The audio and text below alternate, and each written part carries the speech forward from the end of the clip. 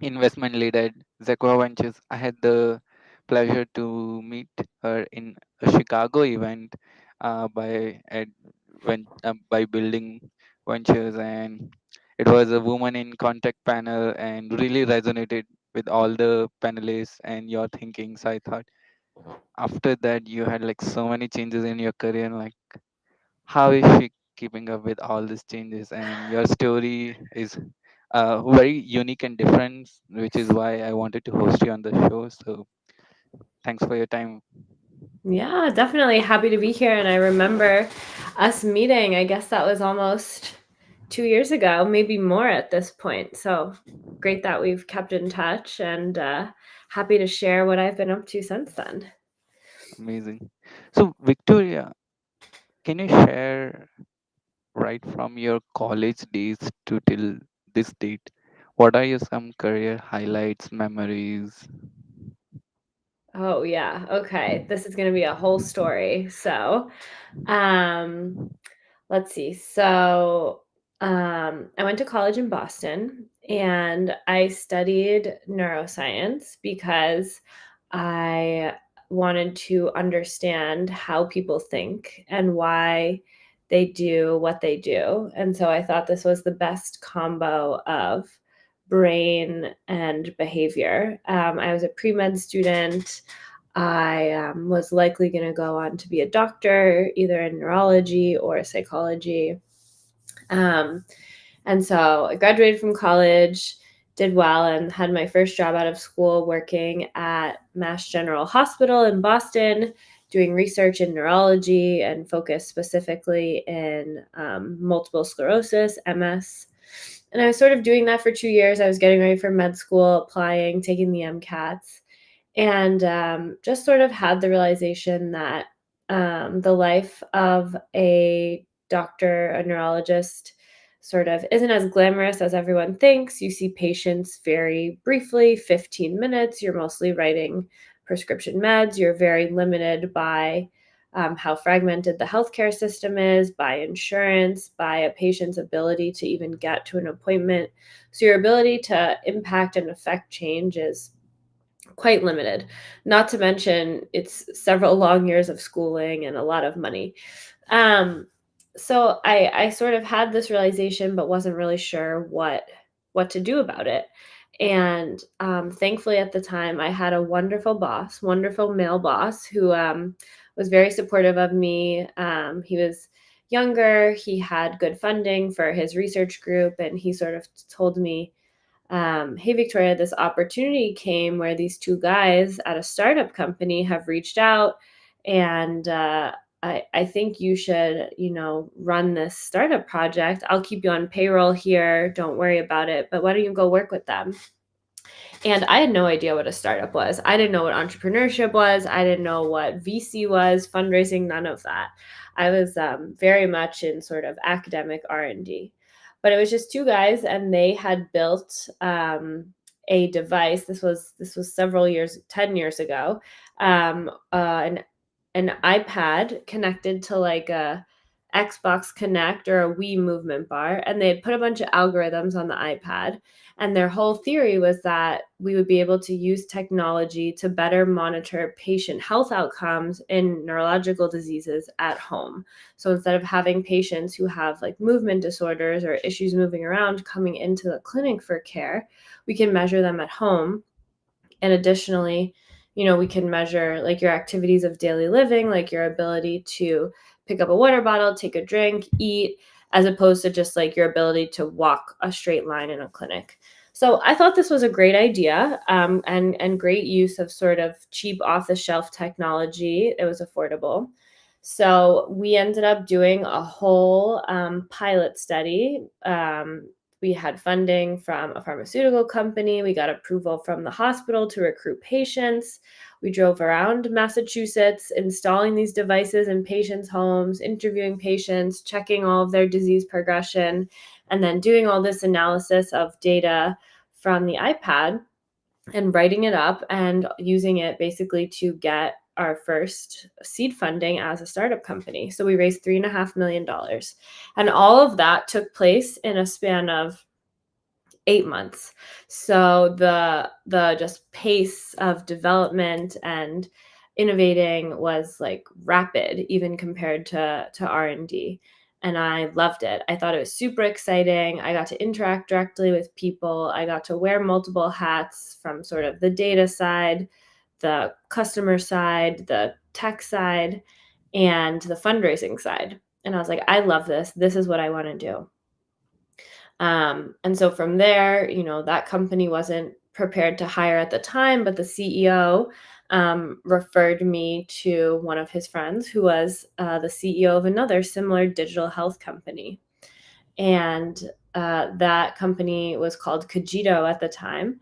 And they had just closed a Series A funding and were sort of going down a B2B enterprise SaaS software path. But the CEO had sort of his original idea that started the company was around digital health for mental health solutions. So basically using your smartphone to be able to determine symptoms of mental health. Again, 10 years ago. So that idea makes a lot of sense today. But at the time it was super novel. And so on, good word referral from one CEO to another, I joined the next company specifically to work with the CEO to incubate this unique product. So that was sort of, I think a lot of my career transitions were based on people supporting me, recognizing my skills and talents, and referring me, right? Network, who you know. And sort of always being the person that was like doing the little innovative project on the side, right? Um, so I joined this Cogito to work on their project Companion, their mental health app. We had funding from like the NIH. We had governments, hospitals working with us, and we built out a whole mental health app and clinician dashboard. Had like 1,000 users, $1 million in contracted revenue, patient testimonials. So we did the dream. We built a business. And we had the opportunity to spin it out to its own company and go through a whole fundraise. And again, I think that was a time period of 5 years where I had really supportive male and female bosses who took chances on me, said my name in the room when I wasn't there, volunteering me for projects, giving me increasing responsibility. At the same time, I was very passionate about the work I was doing, very excited about it. So we spun the company out. We did a fundraise. We got some term sheets to raise, I think it was like $4 million. Ultimately, made a very unique decision to not take venture capital money at that time, which was a really unique reflection, because I think a lot of people try and build businesses, but they don't realize that VC is a special type of business. And building a VC backable business is different than just building a successful family business or a lifestyle business. You have to really be able to grow and scale at a pace that is different and unheard of and very unique. And so just looking at sort of the terms we were getting and our current traction, we decided that we didn't have a VC backable business model at this time. And that was mostly driven by challenges in a go-to-market strategy in a very large fragmented market, being healthcare. We see the same similar things in construction today. So we chose to take the company and the IP back inside the parent company. And I went back to working in the office of the CEO in an innovation lead role, where we work to develop new software product features and incorporate our company's existing IP into new product lines through the parent company. And again, this was sort of, the CEO recognizing my skill set and what I had been able to deliver, and that could continue to be valuable other places, and my own willingness to pivot in my own career as long as I saw opportunity there. At this time, I had also made the decision to move from Boston back to New York, where I'm from, to be closer to my family. And then COVID came and changed everything. So I was fully remote in a New York City apartment trying to do innovation. And innovation is not something that you do by yourself in your apartment. You really need like a team that you're with. You need some FaceTime. You need to talk to customers or users. Um, so after a couple of years of that, I decided that I would keep my equity in the startups I had worked on, and that I would leave and go back to grad school, do a master's in business management and leadership. And I thought that either starting my own company or getting into venture could be interesting next steps. Um, Now, one doesn't just sort of break into venture. I think, going back to school and getting an MBA is definitely one way to do that, to help build your networks.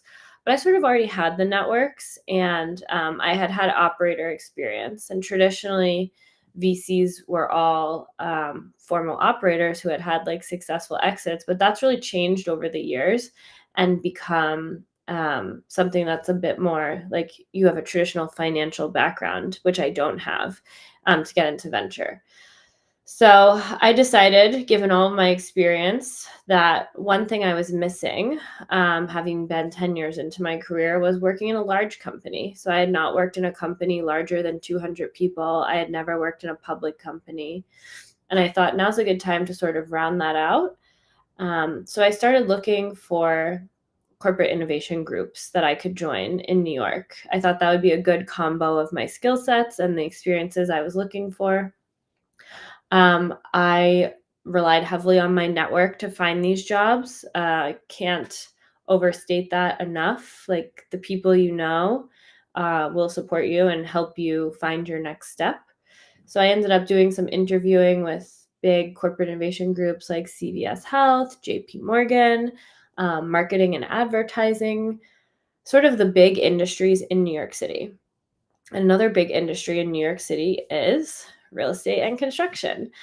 Um, and I remember I got the call that someone at a very large construction company wanted to talk to me to join the innovation team. And I was sort of like, I don't know anything about construction. Like, what, like, how could I even be helpful there?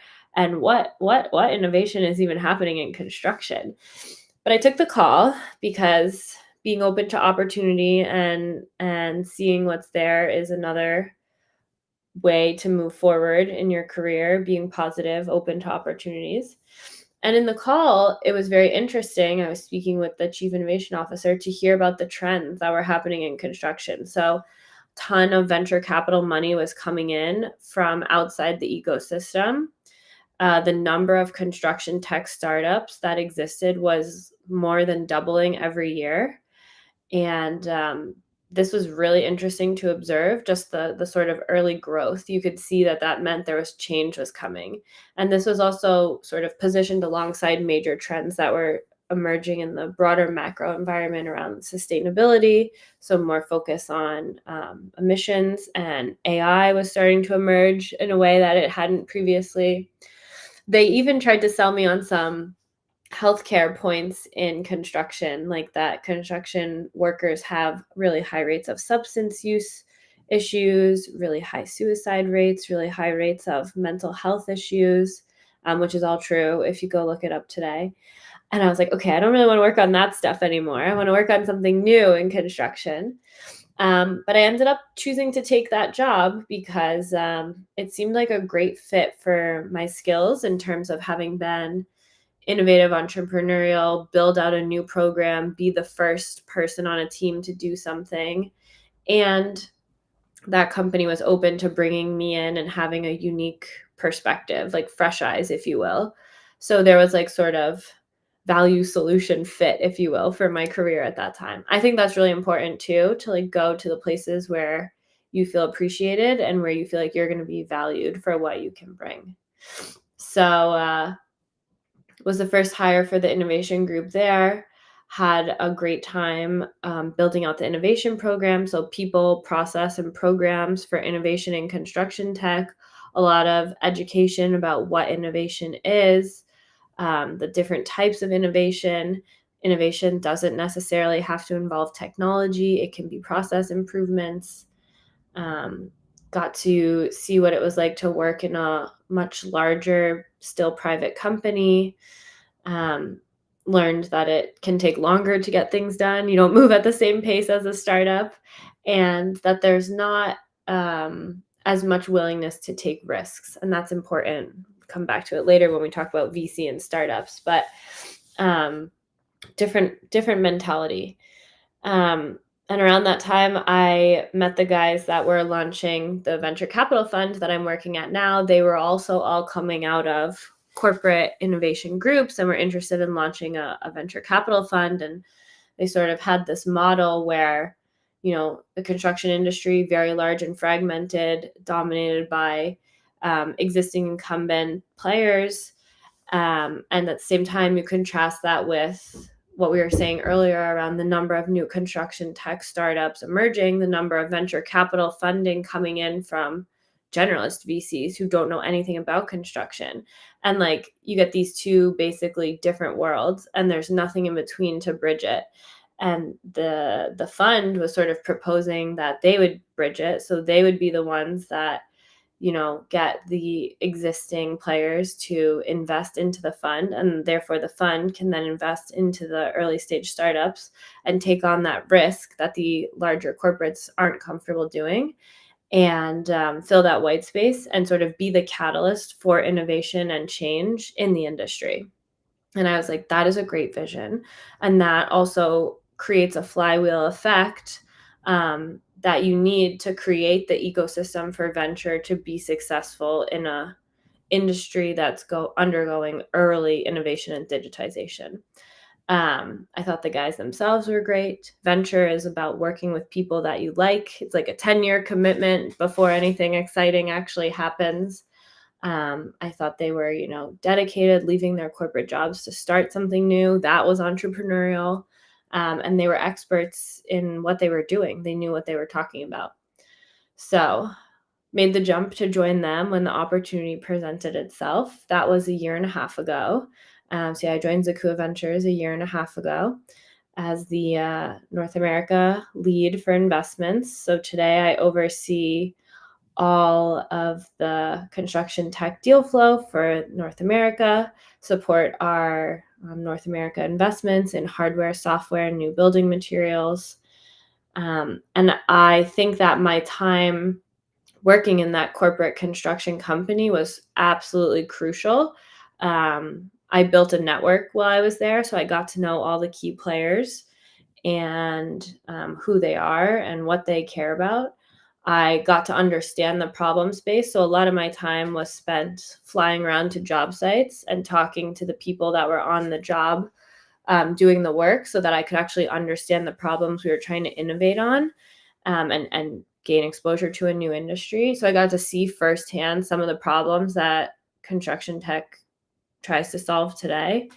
And yeah, I think that having those experiences made me valuable to Zacua, right? Because now I've got an operator background, I've got an industry network, and I've got understanding of the problem space we're working in. And so that sort of all set me up to be successful in my role today.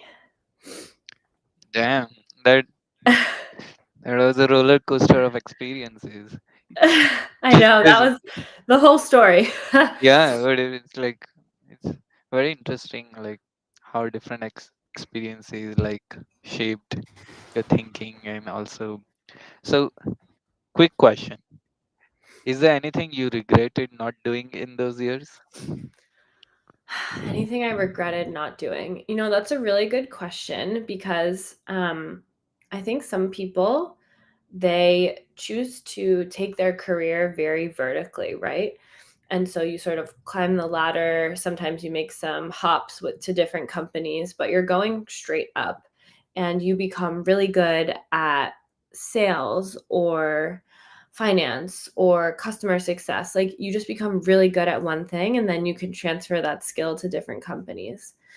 And those are like specialists, right? But I, whether I chose it or it chose me, didn't take that approach in my career, right? Like I made these big pivots and transitions. And I think it's just like the type of person I am and how my brain works. So I would be more of like a generalist. Um, but I always made my career decisions based on like what felt like a good opportunity, right? So I didn't know what a startup was. I didn't know what construction tech opportunities were, right? But I did my research and looked into them and was like, hey, I think there's an exciting opportunity for me here. So I always sort of made my career decisions based on that, which like some people would maybe prefer the more vertical approach. So I don't know what it's like to just be like vertical in one thing. I don't regret it. But like, for example, I did decide, oh, I want to work at a bigger company because I want to know what that experience is like. So I feel like I haven't missed out on any experiences. I just know that I took my career decisions differently. I see. And maybe like uh, after your 1.5 years of working experience in a VC firm, can you give us an overview how an AEC VC firm works? Like what are the different roles needed? What's their responsibility? Like a lot of like people might not know, like even as a VC firm you do fundraising from your liquidity provider, so it's a different kind of fundraising, so ins and Yeah. outs of those operations. Yeah, let's see. I think there are lots of different VC funds today operating in lots of different ways. So I can sort of share the model in our fund and in like similar funds in our space, like the roles, um, and just sort of know that there are different variations of it. Um, so I work in a relatively small fund, small in the number of people and also in the assets under management. So we're approximately a $50 million fund, which is pretty good for a first time fund. Most people raise around like 20 to 25 for a first time fund. Um, but depending on the size of the fund, that's going to dictate like the number of people and the roles and responsibilities.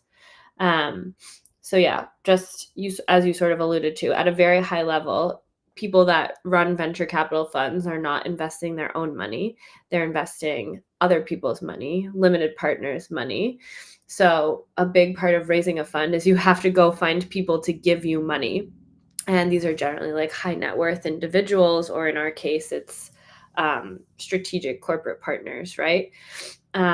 So you have to have a compelling case about why someone should give you and your fund money. And the case, usually the bottom line has to be that venture is going to deliver outsized returns compared to the public markets, right? Otherwise, none of this makes sense. So you really have to be willing to take a risk that you're going to deliver a very outsized return. So those are the LPs. Then within a venture fund, there's usually general partners or managing directors. And these are the people that start the fund. They sometimes commit some of their own personal capital into the fund called buy-in, and they collect management fees. That's how you get paid. So basically, you pay yourself for managing the LP's money, and they get carry. So they own a certain percentage of the fund and all the money that gets returned back to the fund.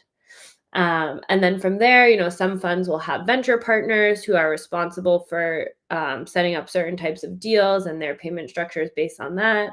Operating partners who work directly with like the portfolio companies that are invested in. And then you may also just hear like general terms like partner. That it sort of depends on the fund what it actually means, but a partner is generally someone that has bought into the fund and has decision-making responsibility with the dollars. And then from there, depending on the fund, you'll have roles like vice principal, associate, analyst. And these are all sort of just like titles that I think don't really matter that much in venture capital. Like what really matters is what you're doing. So like, for example, my fund doesn't really use those titles because we're so small, but responsibilities sort of start with like, do a market analysis. So is the market you're investing in big enough to give you the return that you need? Are there enough people willing to buy this product?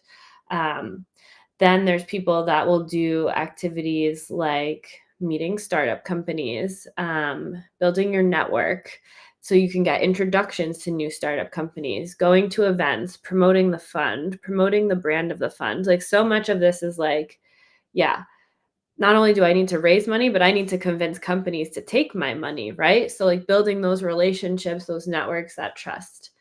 Then as you sort of start to do that, you look at more deals, you do more analysis. So the diligence, the market analysis, the unit economics, the thesis, like, why does this investment make sense, especially at the early stage?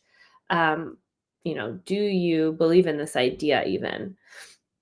And then, like, eventually that broadens and you start to consider it not just at the deal level, but at the portfolio level, right? So if you're making 20 to 25 investments in your fund, how do you set up a portfolio strategy that's more likely to make you successful? What types of companies at what stage do you consider? And so sort of you start to broaden your focus. And then, of course, so that's the most important part then, is the people that we're investing in. So the startups, the founders, the CEOs building the companies, of which there would be no venture capital without them. And these are, yeah, it's your responsibility to go out and find the best people that you can find, attract the best ideas into your fund, and yeah, to fund those people, to write them checks, and to also support them in any ways they need. When you're investing, it's a 10-year relationship. It's basically a marriage. I see. And typically, how much time uh, the firm has to deploy that fund? Is it like you have 50 million and you have like 3-4 years to deploy, and then you cut it down? Okay, we have this much fund to deploy each quarter or each month. Like, how does it work? Yeah. Again, everyone does it differently. So most people raise a fund on a 10-year fund life. Oh, And so um, what that means is you have 10 years to return the capital that you raised to your LPs. And so when you obviously start with making investments, right? And so from the first investment you make, you want to be thinking like, okay, this needs to return the fund in 10 years. And so that starts to get into like, what stage company are you investing in? So if you're investing in basically someone's idea, brand new company, you're the first check in, you should really be thinking, in 10 years, will this company have a successful exit? Will they IPO or get bought by someone? And will I, own a significant enough portion of that company to make money? Um, Generally, I think, we're in year 3 of fund 1. Um, and it depends how long you take fundraising. You can't like make investments until you raise the money. So we started investing out of our fund while we were actively fundraising. We'll make about 6 or 7 more investments. So we probably did ours over a period of 2 to 3 years, which I think is pretty standard. In that time, you're also allocating a pool of your fund's money to follow on with your existing investments. Not everyone does this. More generalist funds will have a strategy called like spray and pray, where they don't do like a lot of follow-ons, but we, because we're specialists in our industry, also will follow on. So like all of our portfolio companies have graduated to the next fundraise, for example. So we'll continue to invest in them and try to gain more ownership in them. I see. So it's not like, okay, let's say your typical check size is 1 to 2 million, then you have 50 companies you can fund. So each year you like fund 10 like, I'm just trying to like, how do you decode the math? Or if you want to like save some money for the follow-ons, then you have like, so do you decide how many company you want in your portfolio from that number? Like, how do you draw Mhm. down? Yeah, no, absolutely. There's a saying that is, your fund size is your strategy, right? So, um, you plan all of this up front, right? Like when you're fundraising, you have all of this already mapped out. We're raising this size fund. Our management fees are going to be this. We're going to take this percent interest.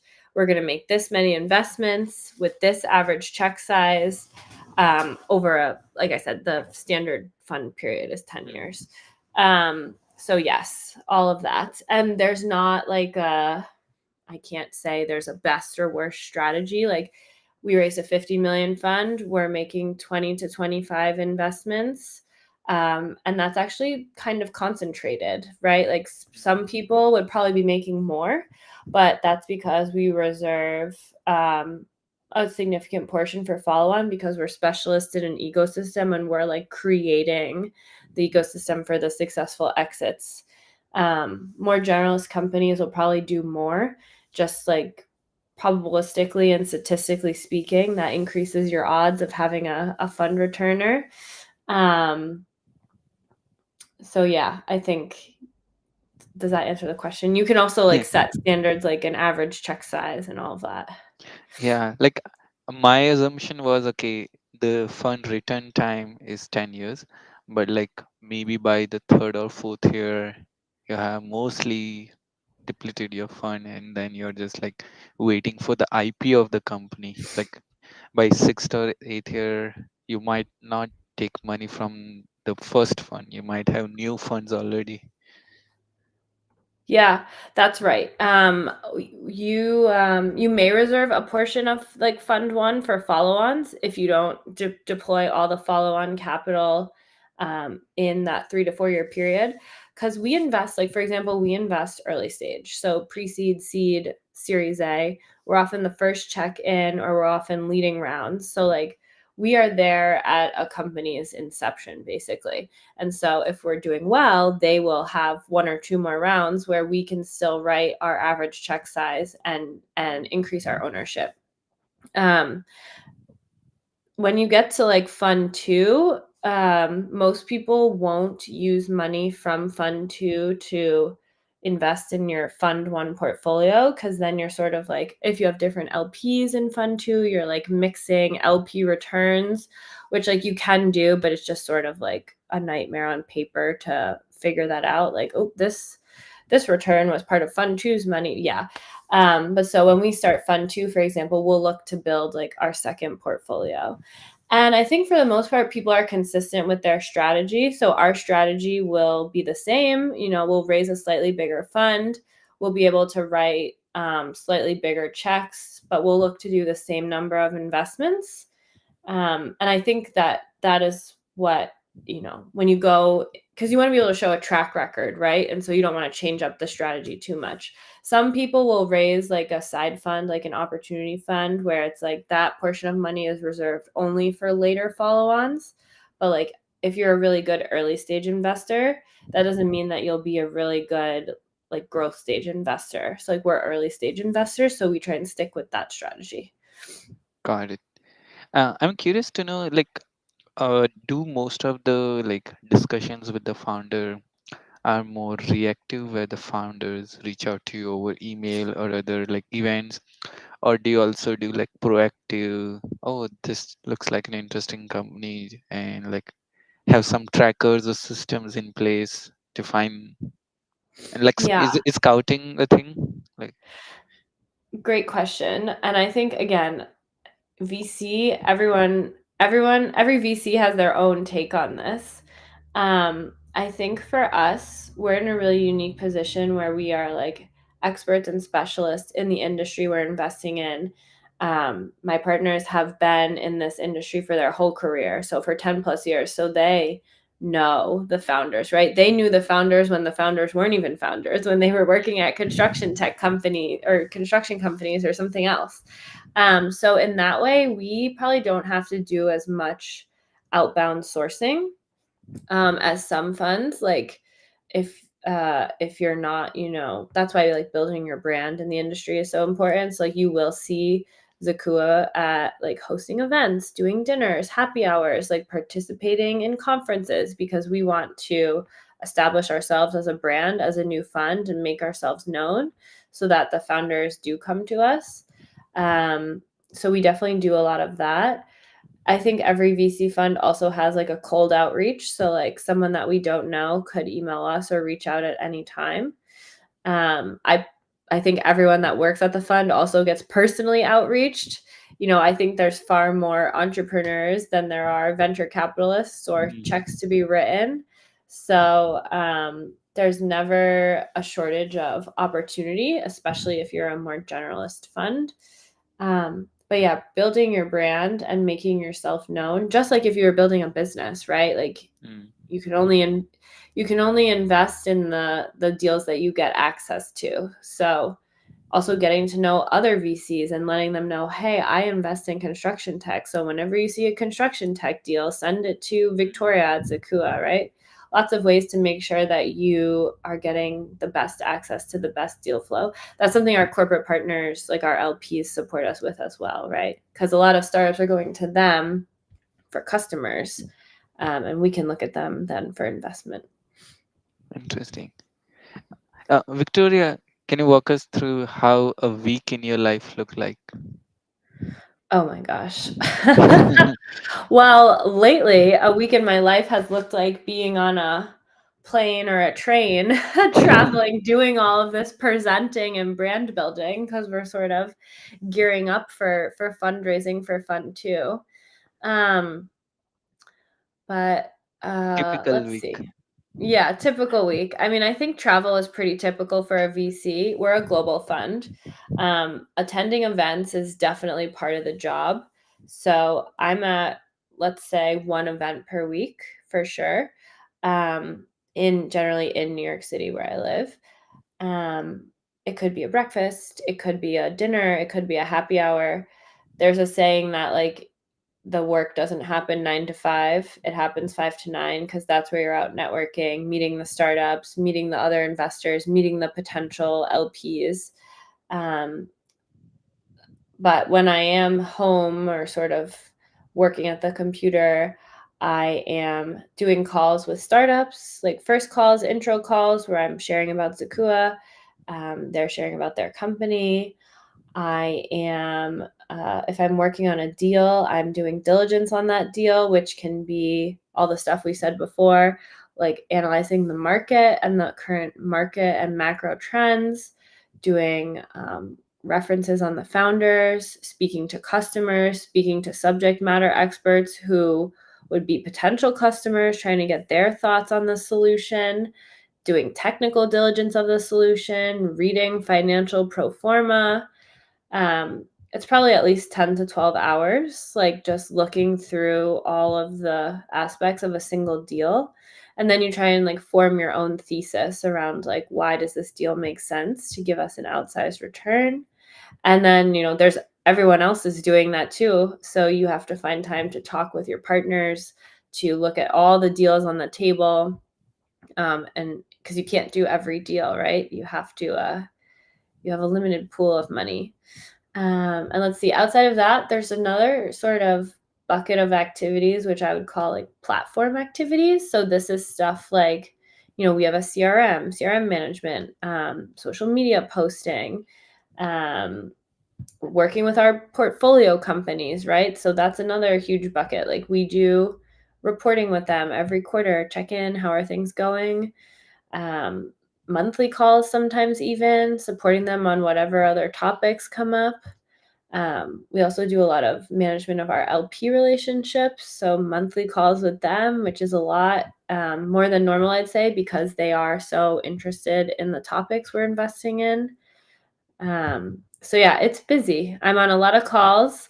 And if I'm not at an event in the evening, I'm usually trying to put together an investment thesis or read a market report to understand what the trends are suggesting.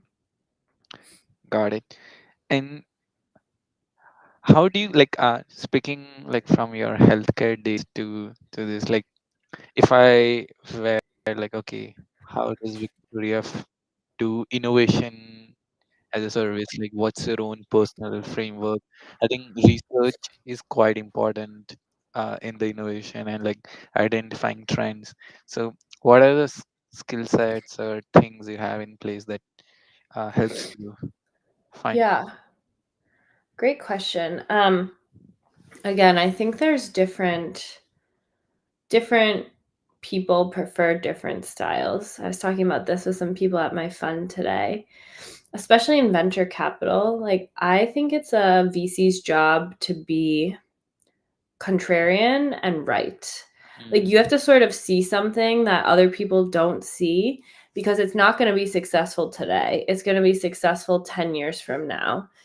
Um and I think like you shouldn't VCs shouldn't pretend they know the future because we don't, right? Like that's not our job, but our job is to pick people who will be able to navigate all the changes that happen and create just enough of the future for their idea to be successful. So you have to sort of like see something that other people don't see, but it has to be like with just enough support from everyone else to make sure that you get there in 10 years. And so the way I like to do that, personally, this is going to be controversial, but I actually like don't really read the news. I don't really go on social media.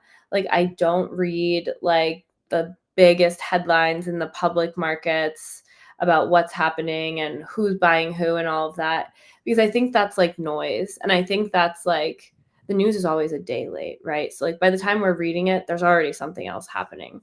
So I really try to read the stuff that I'm interested in, um, and think about how to connect different dots, right?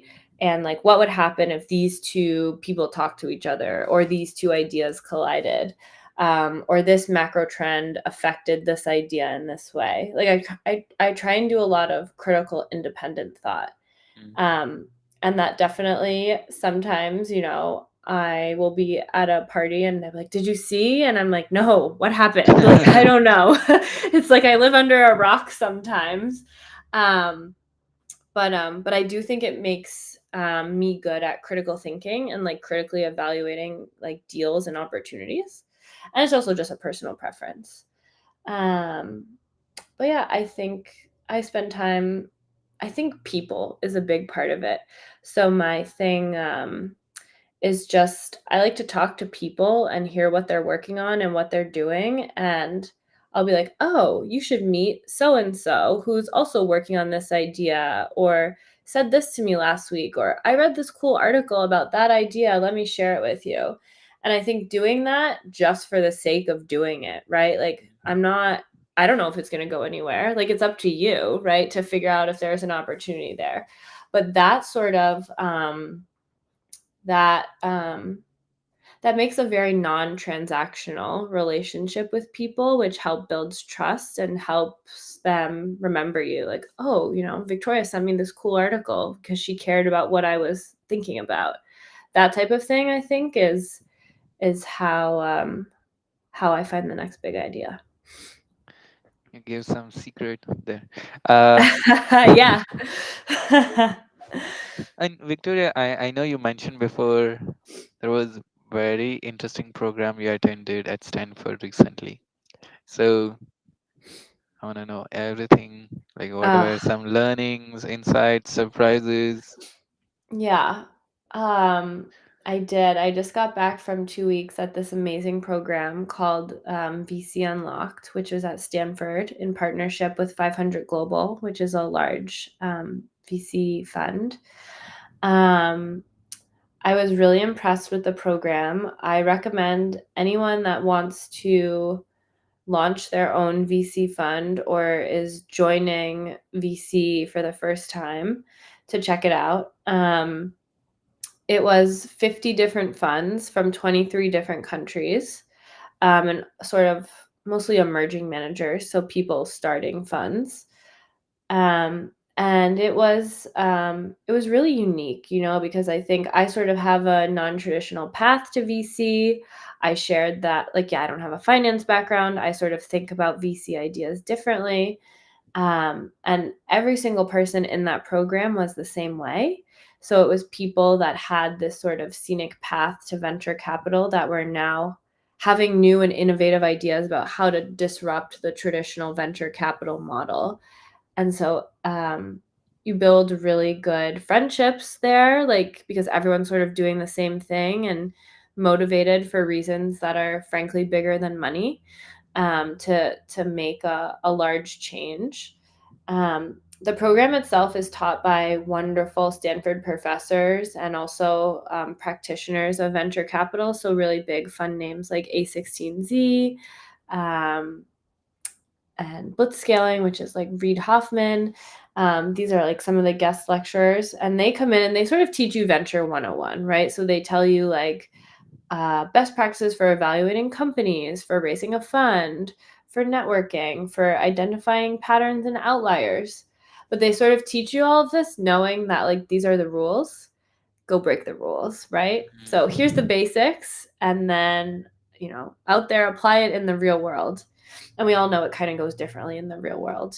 Venture is definitely more of an art than a science. It is not for the faint of heart. Like, you will get told no literally 1 million times.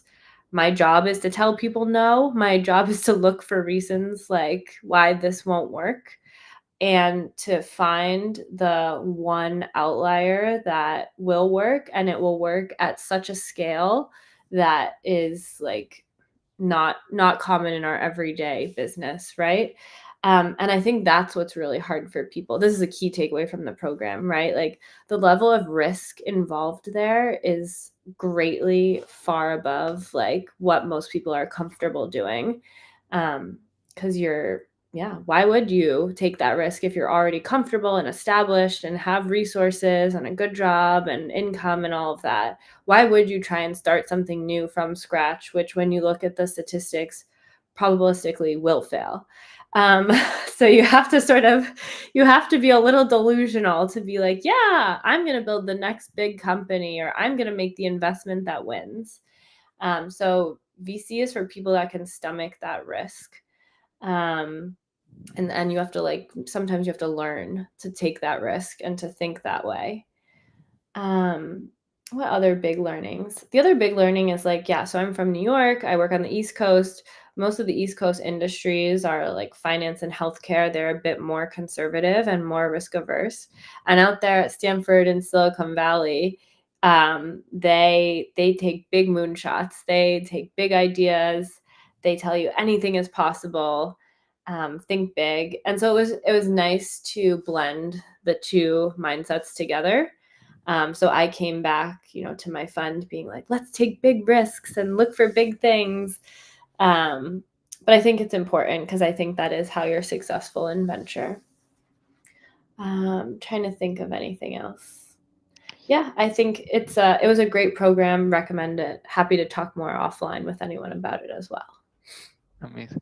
So I'm guessing you got pretty pumped up after like think bolder, think riskier.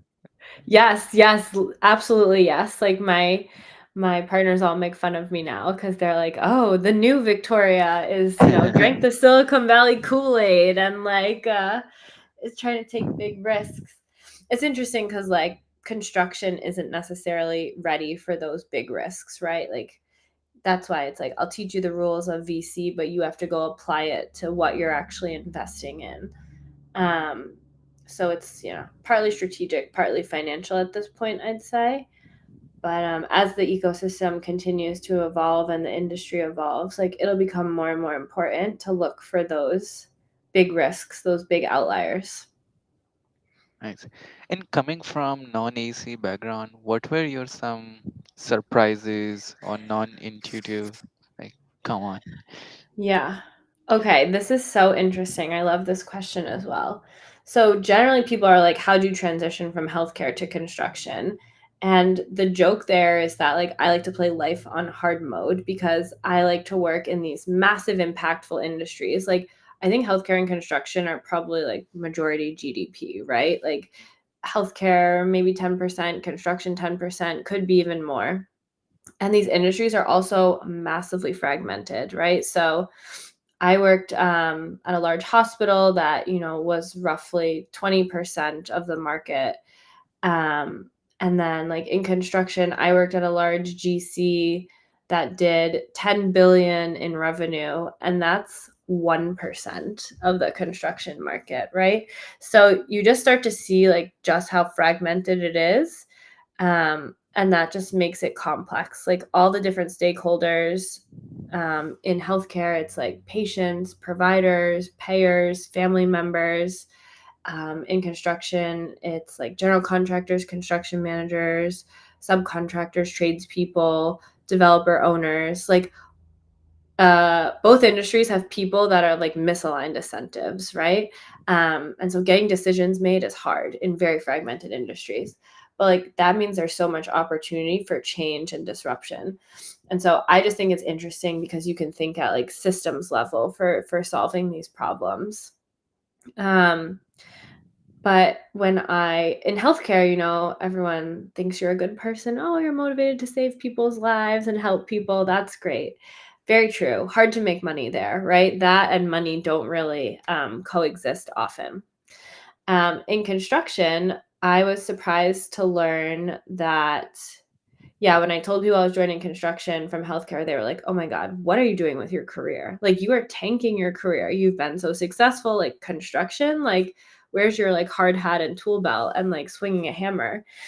And I was like, no, like, there's all these interesting trends about like funding and GDP and like different, AI, digitization. Like, it reminded me of healthcare when we didn't have electronic health records. So I worked at a hospital when they rolled out the first electronic health record. And it was like a mess, right? Like just trying to get people using it, trying to get all the information digitized. And so I was like, oh, that opportunity exists in construction now too. That's so interesting.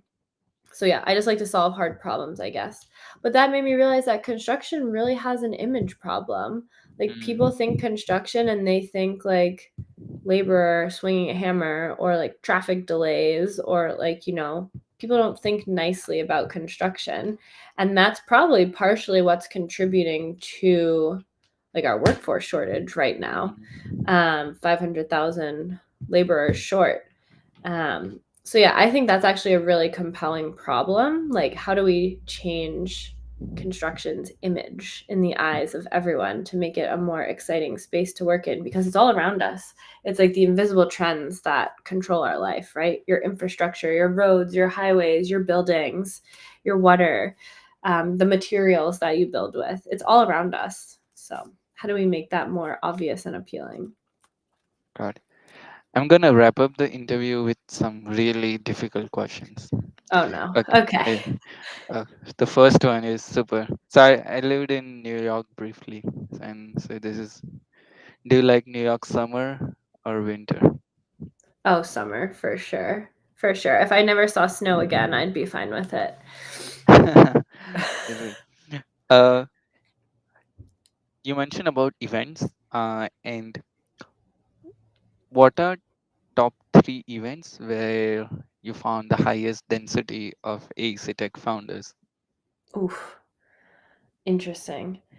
Um, uh, Top three events. So in New York, there are the sustainability scene is very active, and you can find most construction tech founders at those types of events, sustainability and climate events, because there's like not a lot of other niches for them. There's not a lot of construction tech events, right? So sustainability events, they will be there.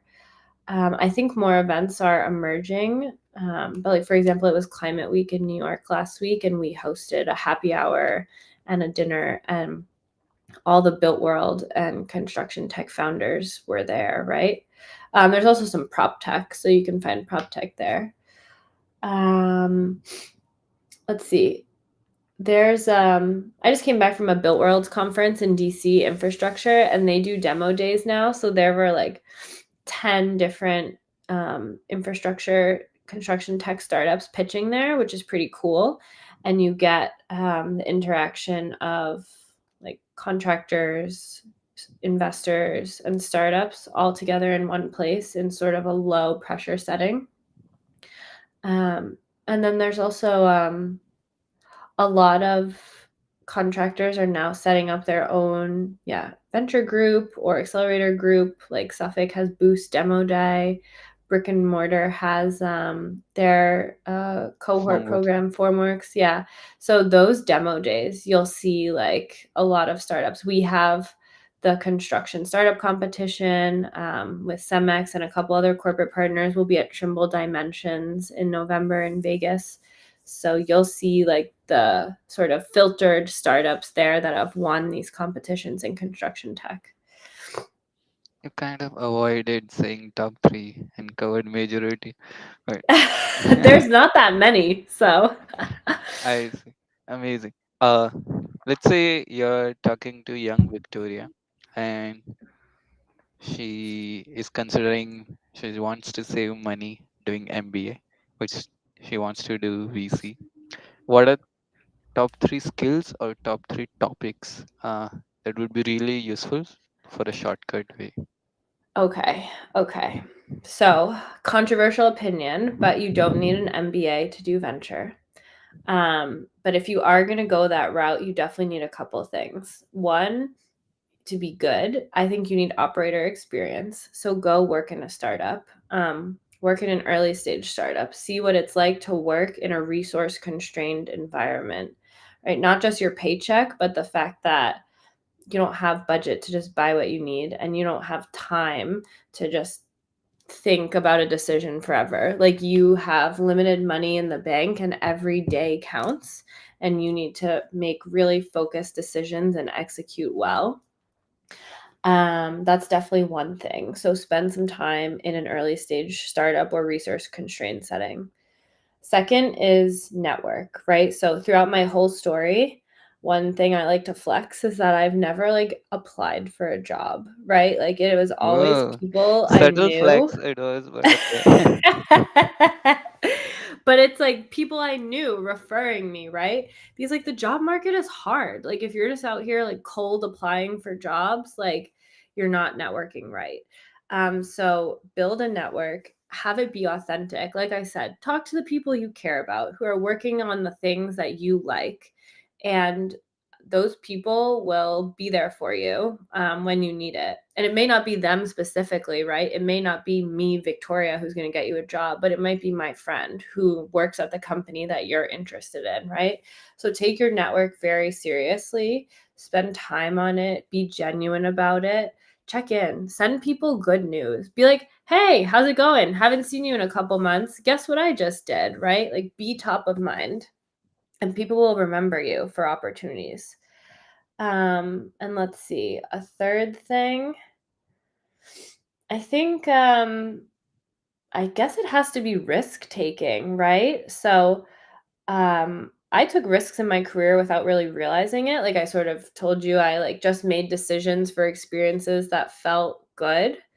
Um, you kind of have to be open and willing to bet on yourself even at the before you're in the position you want to be. You have to believe in it, and you have to find the place where you think you can add value and your value will be appreciated. um, and then just do that. I mean, my friends and family had no idea what I was doing when I was dropping out of med school to go to a startup, switching from healthcare to construction. Like on the outside, people are probably like, what is she doing? But I was happy and I knew what I was doing, even if it didn't make sense to other people. So get some early operator experience, take some risk, and focus on your network, and you'll get there. Amazing. Like I kind of relate because I also personally jumped from like engineering to architecture and different fields. But on a separate note, I was about to ask like, di- had you had like moments of self doubt when you were making some major moves, and like how you navigated? It must be tough when you don't have a role model to follow or someone who didn't take a similar. So are you going in the right direction? That validation is missing sometimes. Oh, absolutely. Anyone that tells you they don't have any self doubt is just lying. Like we all have it. We all have it. The point is, you just make the decision anyway, right? You just kind of bet on yourself. You just say, well, I'll figure it out, whatever happens, right? If I don't like my job, I'll find a new one. if I maybe I'll meet someone really great in this role. Maybe this opportunity will lead to the next one in a way that I can't even imagine right now. That's not to say like don't do your research, right? Like I researched why would I work in construction tech? What is the opportunity here? I spoke to plenty of people when they went through their career transitions and I was like, what did you feel? How did you know? You know? So definitely do your research. Talk to people that are in the position that you want to be in and ask them how they got there. Because it's very rarely just like a straight path, right? Very rarely. It's definitely involved risk and network. Got it. Do you have like 3 more minutes? Sure. Yeah. Yeah. Okay. How 3 words your friend would describe you? Oh my gosh. 3 words my friend would describe me. What did my friends say about me? I think fun. Definitely fun. Like you can't take life too seriously. Um, I think cares cares about things, but cares about the right things, right? Like little stuff day to day, can't care too much about it. But big stuff, like what matters, care about that. Stand up for something. And I don't know what else. That's more than 3 words already. But yeah, fun, always willing to try something new. Doesn't care about the little things, cares about the big things. I guess authentic, like just sort of very real person, like what you see is what you get type of thing. Open, willing to share, that type of thing. Yeah, more than 3 words, but okay. For uh, both. yeah. Last question, and you can end that on a closing note. Piece of Okay. advice to construction tech founders. Mm. Well, I think that most construction tech founders know the industry better than me, so I'm careful to give them advice. My advice as an investor is your investor is thinking 10 years out, and you're often thinking about today. So do your best to bridge those gaps. If you have a vision, bring the investor along on that vision and show at each milestone how you're getting to that vision.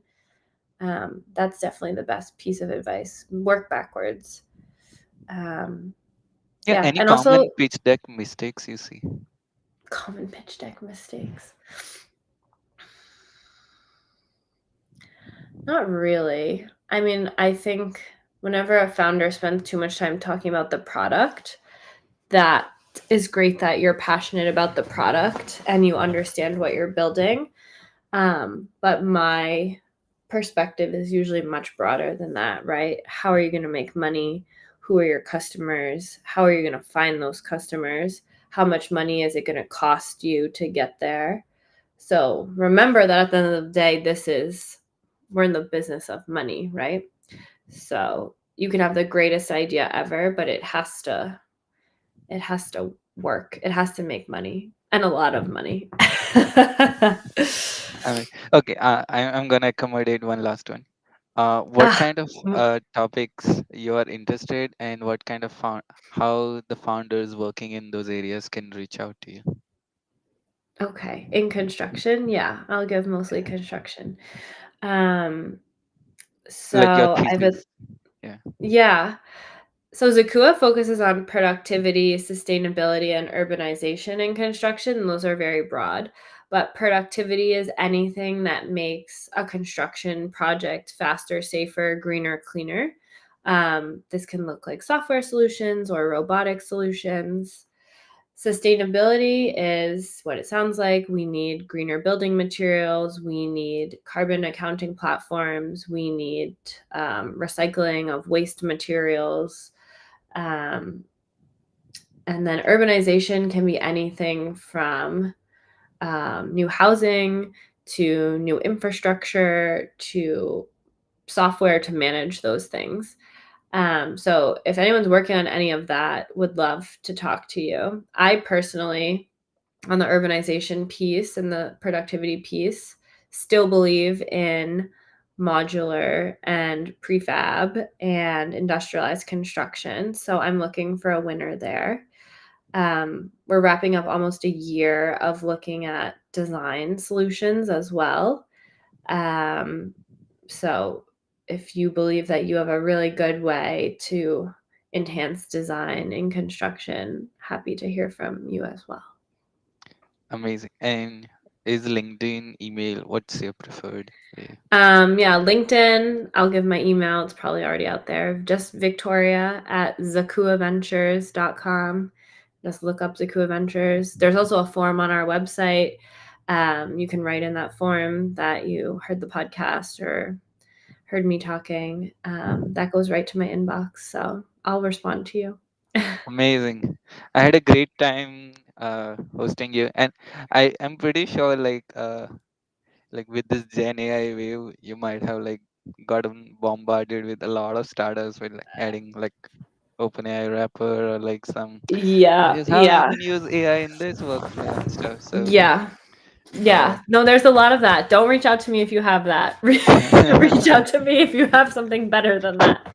yeah, yeah, yeah. Because like it's as like it's, after a point, it's time consuming, and you have to filter out the noise. So it's hmm I, it's another challenge, but it's amazing. Thanks a lot, Victoria. I'll keep an eye on your new events, your blog post, and what you do. So happy hosting you.